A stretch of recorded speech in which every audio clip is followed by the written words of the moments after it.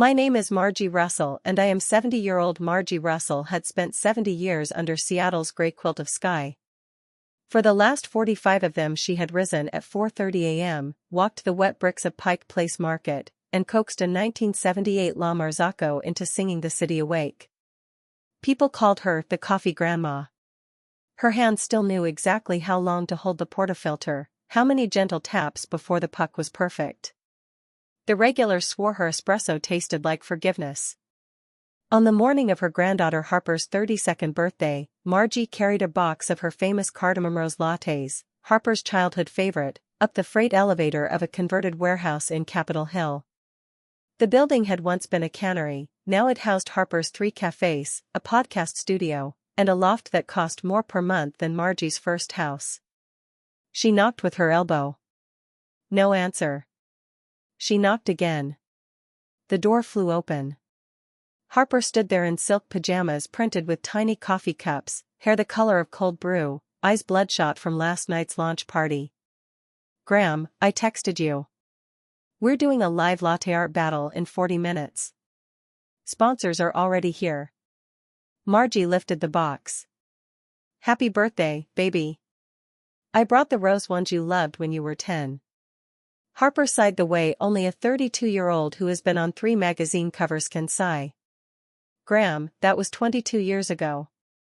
Nobody drinks floral lattes anymore. They're embarrassing." Margie stepped inside anyway. The loft smelled of oat milk and entitlement. A ring light the size of a satellite dish glared from the kitchen island. On the marble counter sat the new $18,000 Slayer espresso machine Margie had co-signed for 6 months ago when Harper's investors bailed. "I just thought we could share one," Margie said softly. Harper rubbed her temples. "Look, I love you, but you have to stop showing up unannounced with your grandma drinks. My brand is modern Northwest minimalism. Your whole vibe is pioneer woman. Sometimes I honestly wish you'd just brew off, Graham. Permanently. So I can build something without your drip shadow over everything." The box slipped from Margie's hands. Porcelain cup shattered. Rose syrup bled across Italian tile like a crime scene. Margie looked at the red lake spreading toward Harper's bare feet. "Happy birthday, Harper." She walked out. That night, in her tiny 1920s bungalow in Ballard, Margie opened the cedar box under her bed. Inside were 45 years of receipts. Harper's barista classes in Portland, $28,000. First café build-out, Ballard, $87,000. Second café, Capitol Hill, $142,000. Third café, Bellevue, $198,000. The Slayer machine, $18,000 down, $96,000 co-signed loan. Harper's Creative Retreat in Bali, $14,000.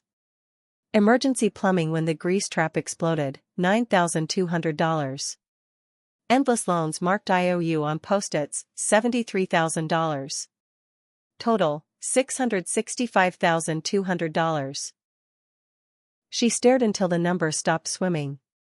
Then she opened her laptop and booked a one-way ticket to Oaxaca, Mexico, departing in 10 days. Day 2. She met with her lawyer, a former barista named Lynn who now wore charcoal suits and spoke in bullet points. "I'm done co-signing," Margie said.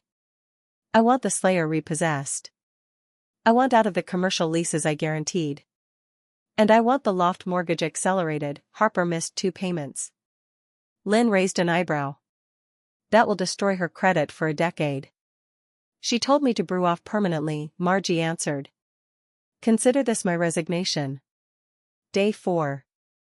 She sold the Ballard bungalow to a couple from California for $1.1 million cash. Closing in 9 days. Day 7. She walked Pike Place one last time at dawn. The fish guys waved. Rachel the pig gleamed with rain. She left her apron hanging on the hook behind the La Marzocco and never looked back. Day 10. Harper's frantic texts began at 3:12 a.m. Seattle time. "Graham, the bank just called about the Slayer. They're taking the machine today. Graham, please call me. They're foreclosing the Bellevue lease. Graham, I'm literally on my knees. Margie was already over the Gulf of Alaska, phone in airplane mode, sipping terrible airline coffee and smiling for the first time in years. Oaxaca, Mexico. She rented a bright casita in Jalatlaco with bougainvillea dripping over turquoise walls. Rent, $650 a month. She bought a second-hand Vespa the color of crema and rode to the markets for fresh beans roasted over wood fires. She started roasting again, small batches in a cast-iron comal on her stove, just enough for the neighbors. Word spread. Expats, locals, chefs, everyone wanted Dona Marga's coffee. She experimented: cacao nibs, cardamom, dried hibiscus, Oaxacan cinnamon. The flavors tasted like sunrise. 6 months later she had a tiny roastery behind her house and a waiting list 3 pages long. Year 2, age 72. Margie launched Silver Brew Society, single-origin beans roasted by women over 65 from around the world. She flew to Ethiopia, Vietnam, Colombia, always with her old manual grinder and carry-on. The subscription boxes sold out in 47 minutes. Vogue called it the most soulful coffee on earth. Harper's cafés closed one by one. The Slayer was auctioned. She moved into a studio above a vape shop in Fremont and poured shots for $16 an hour plus tips. Year 4, age 74. Margie's face appeared on the cover of Coffee Review, 97 points, highest score ever for a Mexican microlot. She bought a hillside finca outside Oaxaca City with views of mountains that turned lavender at dusk. She planted 5,000 coffee trees and named the farm Second Pull. That same week, Harper's final text arrived. I found your old apron at the market.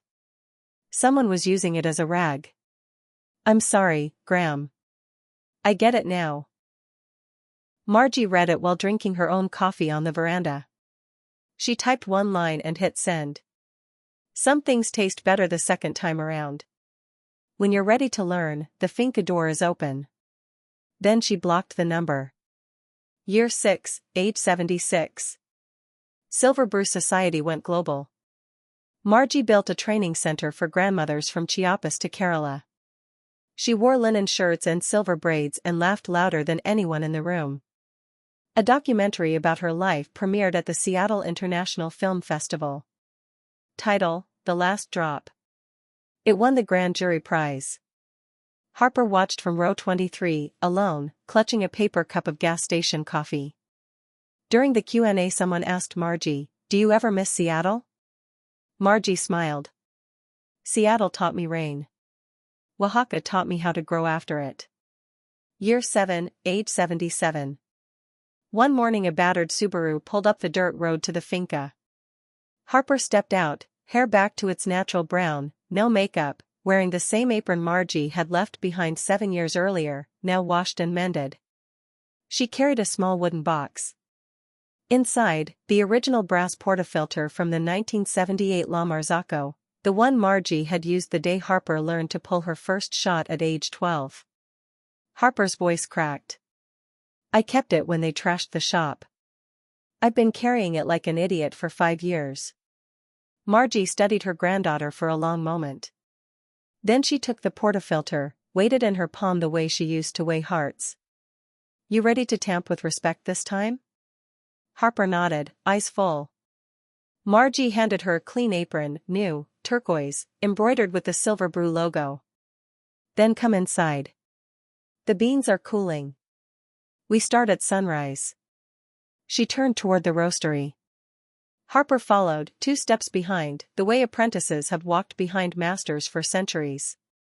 Margie paused at the door, looked back once at the sunrise spilling gold across the valley. She smiled, small and fierce. Welcome to the second pull, baby. The end.